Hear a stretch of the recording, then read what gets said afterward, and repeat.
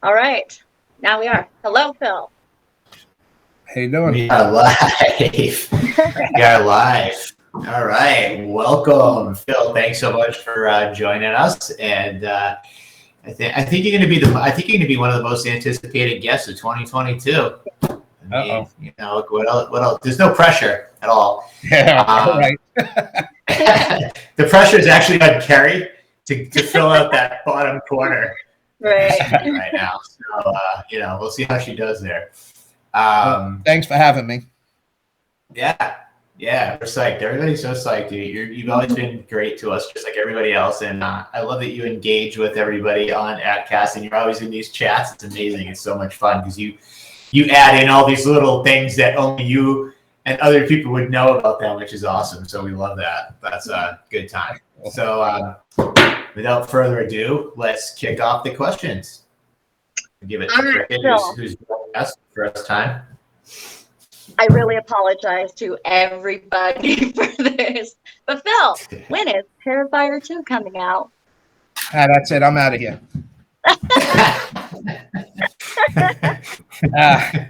I can tell you this. We're hopeful for early 2023. All right? February 30th. Barring an unforeseen catastrophe, we want this thing out for Halloween, which there should be no problem doing. I hope that answers your question. It'll be out for Halloween. Mm-hmm. Like I said, barring any catastrophes. Yeah, I think Halloween is perfect, and I was like, okay, Halloween passed, and then we talked about early 2022, and I was like, nah. Deep down, I'm like, we have to wait for Halloween. We have to wait for Halloween. Yeah, right? I've been saying that all along. All along, right? I completely. Yeah, early 2022 doesn't excite me. Somewhere close to Halloween does excite me. Yeah. Oh, for sure. It's gonna be so awesome. Awesome. Didn't Damien and David Howard Thornton, weren't they taking a toll, like a tally of how many times they got asked that question? I'm sure they are, and I'm sure at this point it's gotten to the point where just like they forced you to do it, I think everybody asks now. And thanks to the memes Damien sends me, I'd like everybody to continue to ask Damien and Dave, when is it coming out? All right. Oh, they will. I know. Oh, yeah.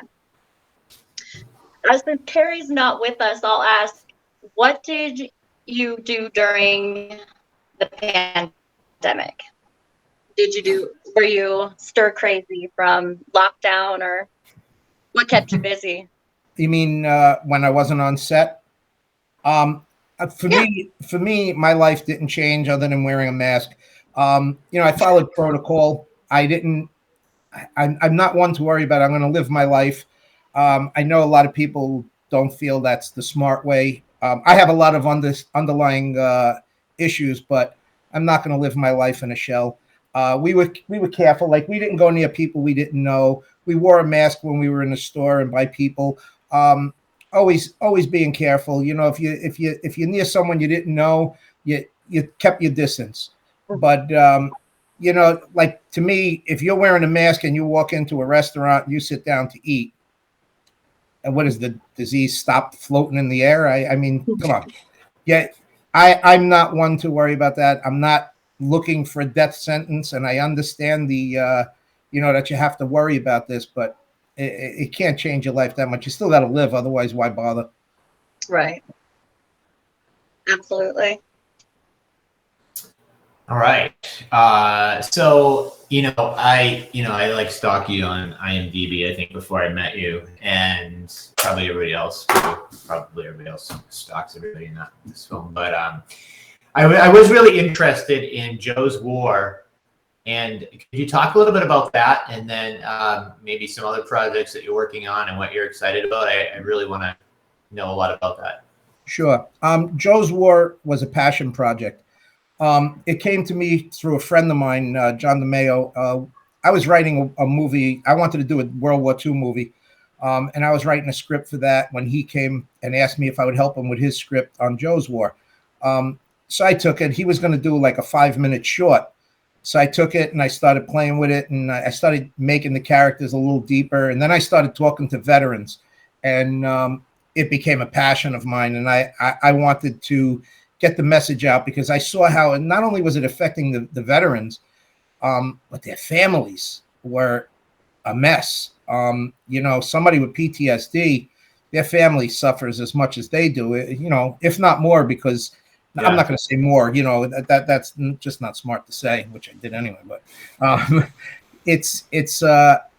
the whole family feels it, friends feel it. So I wanted to make sure that got out there. I wish I had, the funds to do it a little better, but I think the point got across. I mean, every time I showed that movie, I would have to stand there and talk to veterans for hours.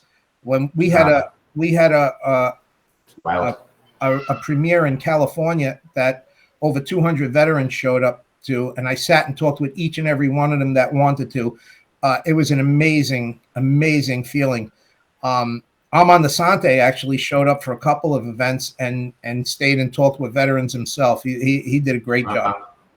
Wow. As far as other projects, you have Stream. I just helped out a little bit on with the Fuzz Boys, who are a great group of kids. I respect them all. They're very respectful young men, very talented. Nice young men. Yep. They helped me out on Joe's War. That's how I met them. A friend of mine brought them on to help me when I was shooting a scene. And I'll tell you, I'm a hands-on guy. I was building the sets. I was digging holes and everything. And they came over. They wouldn't let me lift the shovel. And every time I went to do something, they came over. I got that, Mr. Falcone. I said, "Stop that shit. I ain't Mr. Falcone. I'm But you can see the respect. They're just very respectful kids. Yeah. As far as future projects, let's see. There's actually a script came on my desk that I really, really took a liking to. It was written by Daryl Pennington. He wanted me to direct it and produce it. We're trying to get funding for it now. I added a little of the horror in it so I could work with Damien again. I want to bring on the same people, Fuzz, George, same crew as much as I can. I like working with people that I respect and enjoy working with. And it's a pretty cool script. It's something I really, really like. And I added a little horror to it just to keep our fan base happy that I don't have to go too far away from it. I love it. Yep. That's fantastic. It's called Blood Scent. If we get to make it, it's going to be cool. It's going to be about shape-shifting. Awesome. Pretty cool. Yeah. So speaking of horror and everything, how did you get involved to begin with Terrifier and Terrifier 2? Okay, that goes back to Joe's War. On Joe's War, I needed a battle scene, and I had, Joe's War was the first time I did anything in film. I really didn't know much about it. My partner had just worked with Damien on a small mob film, and he brought him down to the set. I spoke with Damien, we talked, and we hit it off. Yeah, young kid, a lot of talent, great guy to talk to. Reminded me a lot of me when I was young. I'm sure you don't want to hear that, but so I spoke to him a little bit. When we were done shooting Joe's War, I told him I was looking to do another movie, an action film, and I was going to reach out to some people I used to work with about making a film. And I asked him, what he was doing. He said, "I want to make this horror film." So I said, I don't know much about how to do this. I said, "What are you looking to do?" So I said, "Send me everything you're looking to do. When I reach out to my friends to see if they want to do the action film, maybe they'll be interested more in the horror film. Who knows?" So I said, "Send me what you're looking for. Send me with everything you need, blah, blah, blah." So he sent me an email, and I said, "This is it?" He goes, "Yeah." I said, "I'll tell you what, I'll do it with you. You teach me how to do special effects, and I'll back the movie, and I'll produce it with you." So that's how we ended up doing Terrifier 1. And during the making of Terrifier 1, when we were building all the prosthetics and molding everybody, my tenants just happened to move out of my house in Staten Island, so we had a whole house as our laboratory, and we were building everything. So me and Damien for 3 months were attached side by side, and I think that was probably the most enjoyable part. Even Terrifier 2, the most enjoyable parts are me and Damien working on all the prosthetics and building everything out, especially for Terrifier 2, because we did some crazy shit. That's a bunch for some of that. Yeah. So what were some of the differences in shooting between Terrifier 1 and Terrifier 2 then? Of course, Terrifier 2 is going to be, it's been said it's going to be so much bigger and better. So. Well, first of all, when you, again, I before Joe's War, I didn't know what a producer was. Actually, even during Joe's War, I didn't know what a producer was. I was just doing everything. On Terrifier, Damien's doing most of the work. I'm producing, basically. So I'm keeping in charge of the pennies. So on Terrifier 1, there was very few pennies to keep in charge of. So it was build your own stuff, get away with whatever you can. Terrifier 2, I got a little better at building. Damien, of course, enhanced his craft, and we had a much bigger budget. So Terrifier 2 is, a lot more of a movie than Terrifier 1 was, and I love Terrifier 1. I'm very proud of it, but Terrifier 2 is, it's really, it's so much more. It's got a lot more. It's got a lot more meat, and I think people are going to enjoy this even more. Yeah, it's so much longer too from the first one. Yeah, it's longer. Hopefully that's not a bad thing. I know awesome. I know today a lot of people don't like to have those long movies, but if the movie doesn't sag, and every movie sags, there's always a spot where you say, all right, they could have cut that out. But when you're telling a story inside of a movie, especially in a horror movie, this one has a story behind it. So there's going to be dialogue. In the first one, I told Damien we could have ran Black Leader and just told people, go get your popcorn. There's going to be a kill in 3 more minutes. Hurry up back. In this one, it's a story. It's a movie. It's a real movie. And I think the kill scenes are much better. I just think everything is like Terrifier 1 on major steroids. That's exciting. I'm the type of nerd that's looking forward to all the extras. Yeah, I was gonna say it can't be long enough if you ask me, but I'd be biased. Right. That's it. But that's what we got to hope for. Everybody feels. Right. We talked a little bit earlier about a lot of the stuff that happens on set.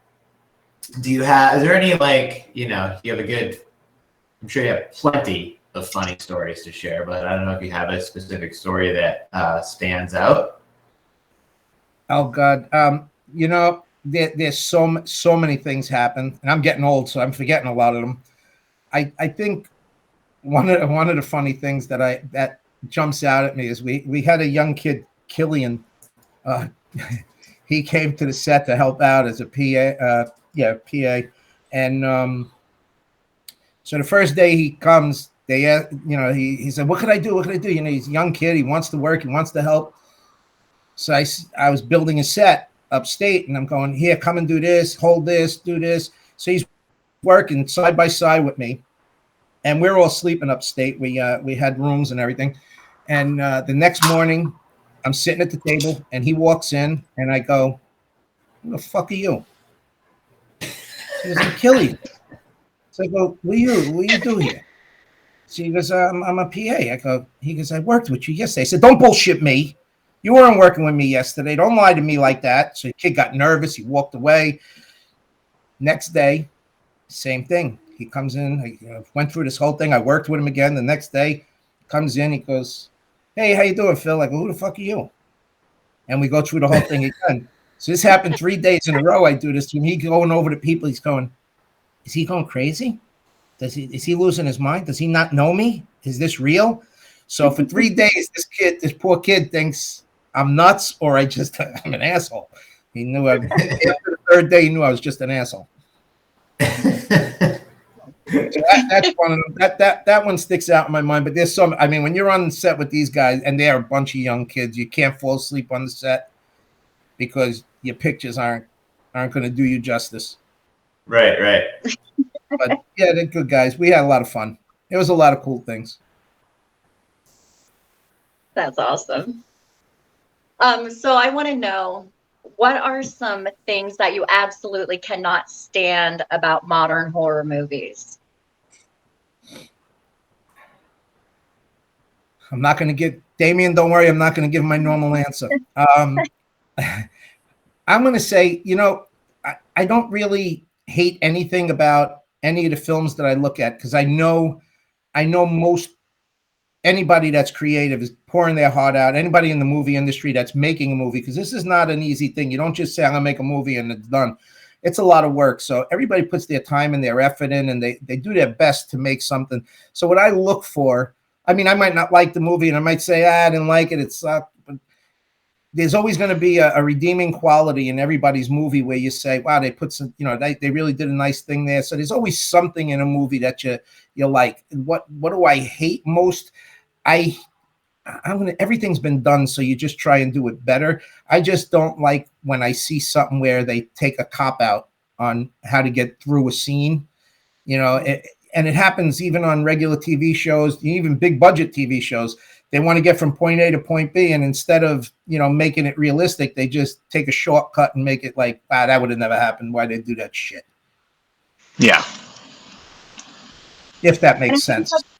And it seems like they're all so predictable too. A lot of them are so predictable anymore. So yeah, I like the twists and turns. If you have a good twist and you don't know where it's going, that's pretty cool. I don't know if we cut out. I don't know if you heard that. I think we did for a second. Yeah.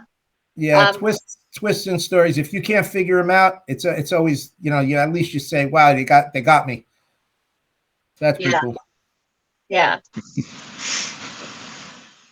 So I'd like to know too, who was the messiest out of all of you on set? Oh man, I could tell you. I don't know who told you to ask that question, but I blew a gasket or two on the set. They were all slobs. They're all slobs. I'm telling you. I'm surprised there's no videos floating around about me going nuts, saying I'm of a belief that if I'm using a property, it's got to look better when I leave than when I got there. Oh, absolutely. And there were coffee cups, bag, everything, sink piled up with dishes. I was washing dishes. I flipped out a couple of times. So yeah, I'm gonna say that's a long list. So who's the messiest? I couldn't even tell you. They're all bad. Great people, but they're messy. I think they're gonna get stood in the corner. Did you guys have to clean up the set every night, or how did that work out? Well, we shot in a few locations. Yep. We lived in one of our locations upstate. We lived there, and I was ready. I said, I'll send you to a hotel. I don't give a shit.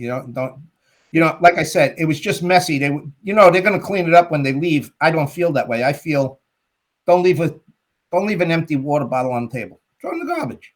Throw it in the bag. So and I'm a stickler for that. I'm probably overdoing it. They probably weren't that bad, but it wasn't the way I wanted it. So at my job, we have these trash cans, and they have lids on them, but it just blows my mind at how people will put their dirty paper towels on top of the trash can lid instead of just right inside of it. I'm with you. I'm with you. You know what I did when at one point that it became a thing where everybody was clowning around. Hey, Phil, you still going to do it? I told them if I find one more half a bottle of water laying around, I'm not buying water no more for the set. So I found a few, and I said, that's it. No water for the house. That's it, because up there it's sulfur in your water. You don't want to drink that out of the sink. Nobody's getting water. I just flew off the handle. Nobody's getting water. Don't buy them water. I don't want water on the set. Of course, I didn't do it, but I threatened to do it. The last thing I'd like to know is what's the best piece of advice, like solid piece of advice you could give somebody to avoid being killed by a serial killer or serial clown? First of all, there's a commercial that's exactly what this is. That's how I feel about horror films sometimes. The commercial, you see a running car and they go, "Where do we go? Where do we go?" There's a running car. And he goes, "Well, let's go in that shed with all those shiny sharp objects." So, you don't do that, number one. Number two, I'd say carry and have extra clips. But other than that, it's a horror movie. You ain't going nowhere. That's the whole point, right? That's it.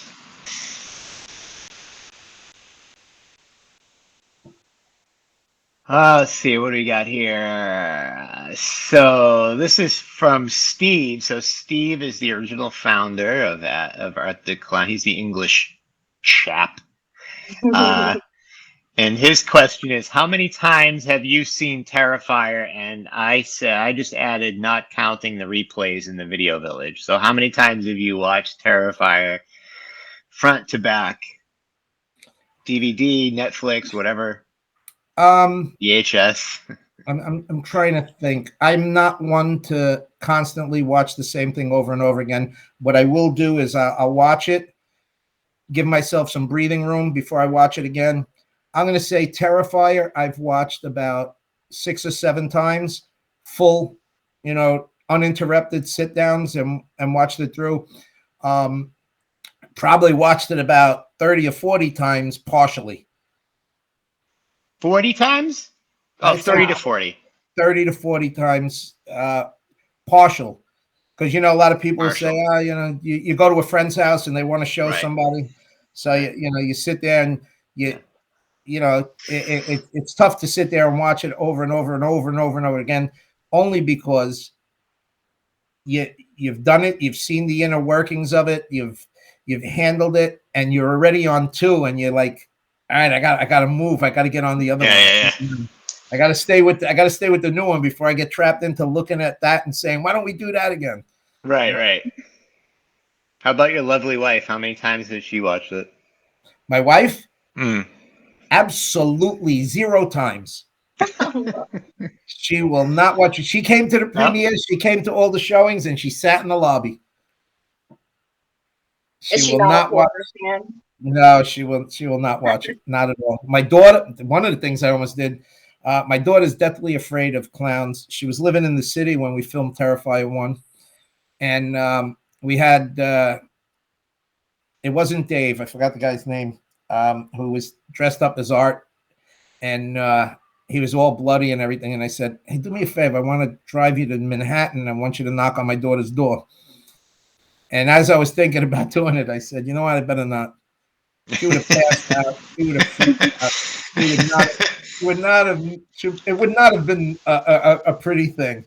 It might have ended in an assault or something like that, right? on him. Might have ended tragically for sure. Yeah. That's amazing. All right. So our guy always adds a lot of guys. You've probably seen him in here before. He's actually did one of the interviews. John Ruff, big ATCAS guy. He's always asking good questions. So he asked, he's got 4 parts to this question, which is par for the course. We only allow 2 parts to each question. I know. I can't handle 4. I know. He's grandfathered in, so we'll be okay with him. Yeah. So Phil, how did you and Damien meet? Again, that goes back to Joe's War. We met on my set. He did the blood work for Joe's War, very basic. Didn't want much from him, but after meeting him, because I only had 1 day to shoot, and again, like I said, I was still learning the craft.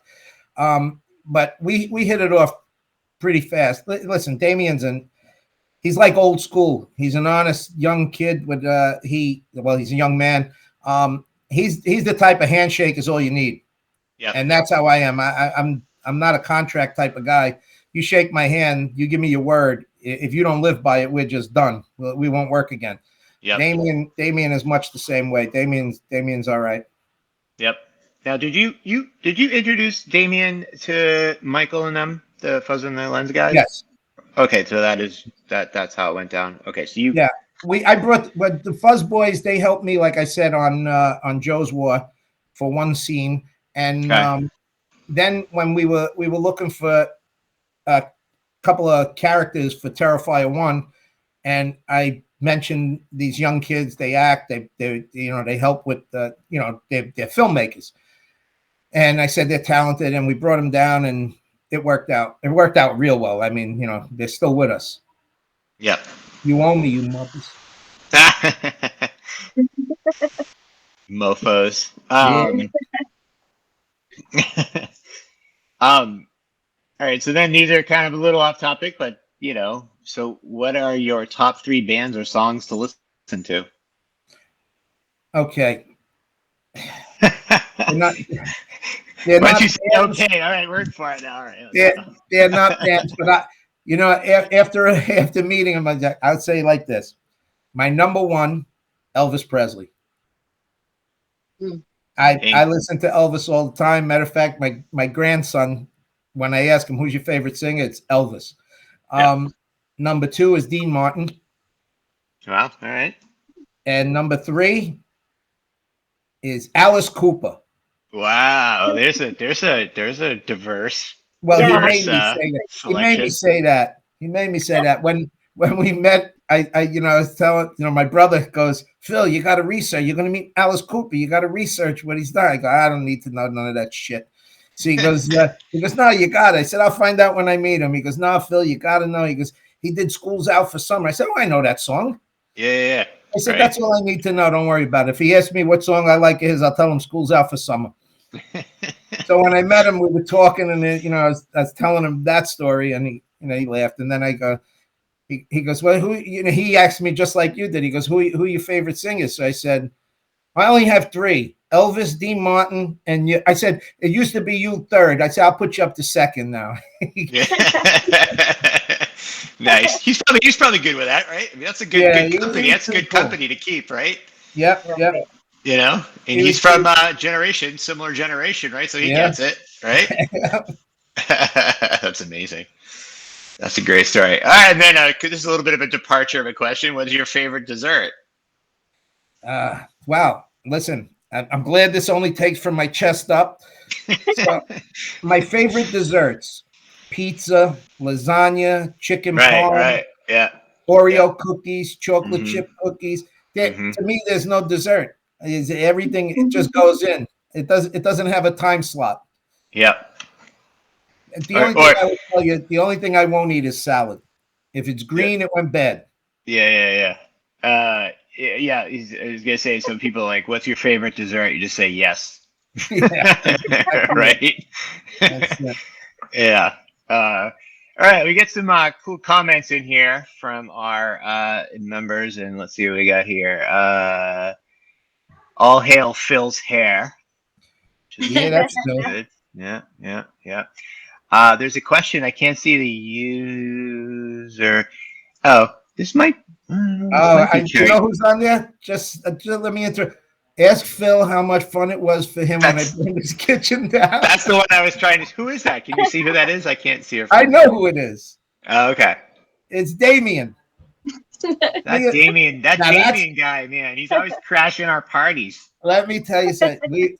I told you we were filming. We were building everything out in my house in Staten Island. I'm leaving to go away. Damien, now I had just redid the kitchen. Yeah. So I know Damien now. I've worked with him a lot. I turn to him and I go, I'm going away. Do not use the kitchen. Use the kitchen downstairs. I put a ladder up. I put a sign on the ladder. Do not enter. I'm sitting in a diner now. You got to understand, we're leaving for the airport in a little while. I'm sitting at the diner. The phone rings. My wife's next to me, and I hear him. He goes, Phil, I fucked up. I go, what happened? He's like, the house caught fire. I go, what?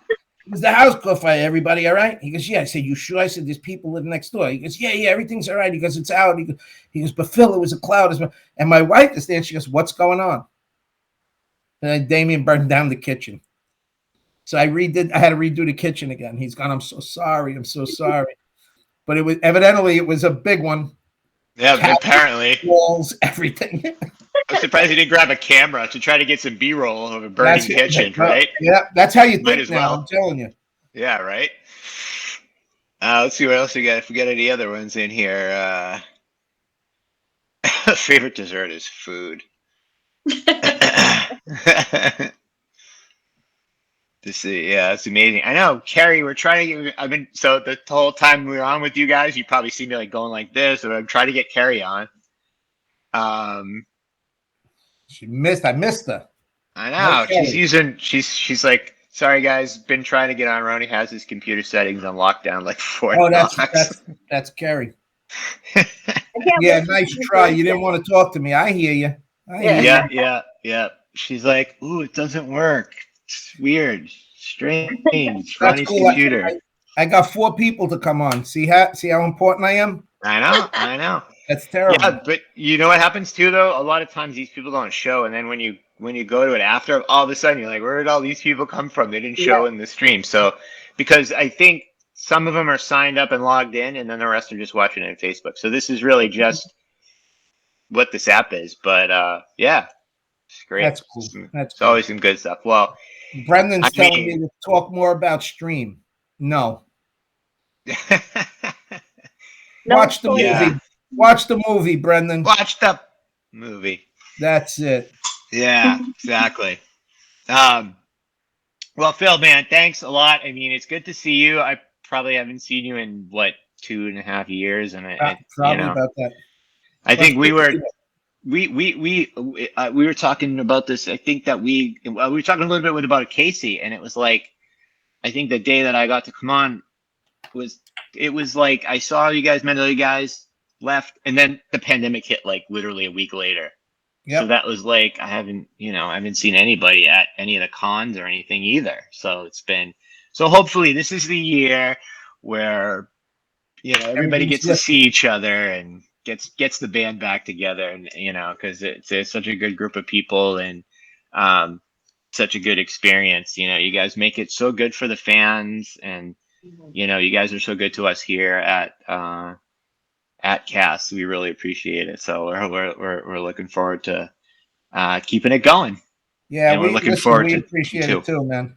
Yeah, I'm telling you, all the fans. It's incredible. I've met so many nice people. I mean, yeah, I couldn't even people come up to me. Go, remember when I met? I sort of, but so many. My God, so many, and it's good because it's.